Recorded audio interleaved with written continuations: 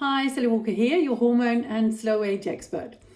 So let's talk about blood testing. Did you know that it is the most common way to test what's going on in the body? And it's been around sort of roughly from about maybe the beginning of the 1900s, but definitely by the 1940s.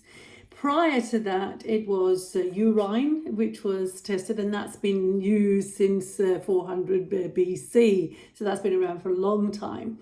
Many techniques have developed through the 1900s, and today blood testing is the most common way to test for levels of health or levels of disease, or checking how a medication may be working and things like this. So this is not a bad thing to do.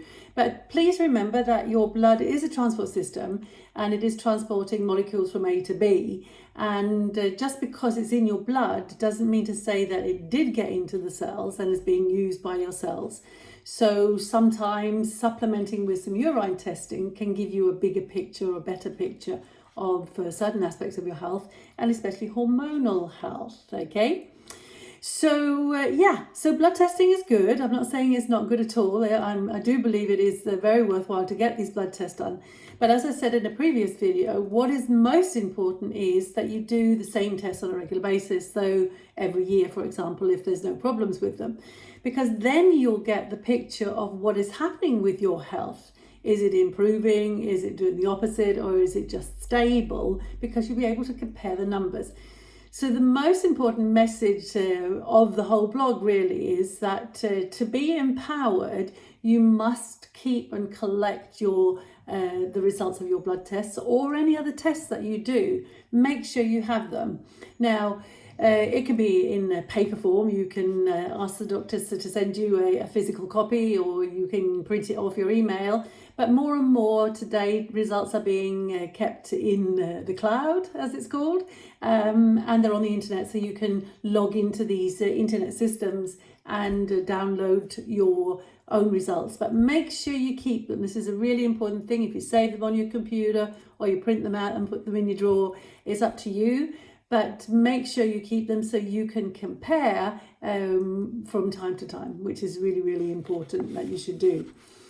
So how often should we do the blood testing? Well, it depends very much on your age. And I would say if you're sort of 18 to 39, maybe once every 5 years or so is going to be good, unless you have a disease state or a problem that you need to have checked every now and again.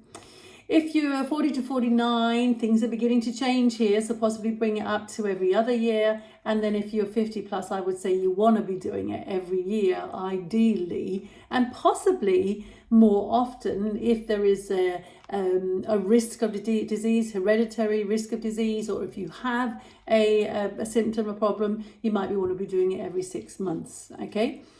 So many of these blood tests are also available to do privately. So if you are having challenges with your doctor, not wanting to test as often as you would like this to be done, then you can also do some of this testing privately. So you need to check into that as well, okay?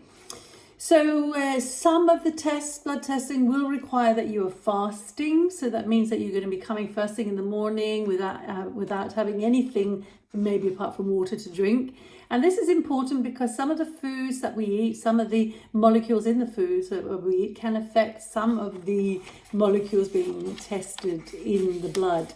And this will be particularly for tests like cholesterols, definitely blood sugars, some of the liver function tests and some of the kidney function tests. So you need to check that so you do the testing correctly, because if you're not fasting and you should have been, you're going to get the wrong results and they're not going to be viable in any way, so they're not going to give us a correct picture. Just so make sure when you're sent for the blood testing that you get to know if you need to be fasting or not fasting. Have a look at that article. It's called Blood Testing 101. Have a little look at that. It's in the blog. And happy hormones, happy life.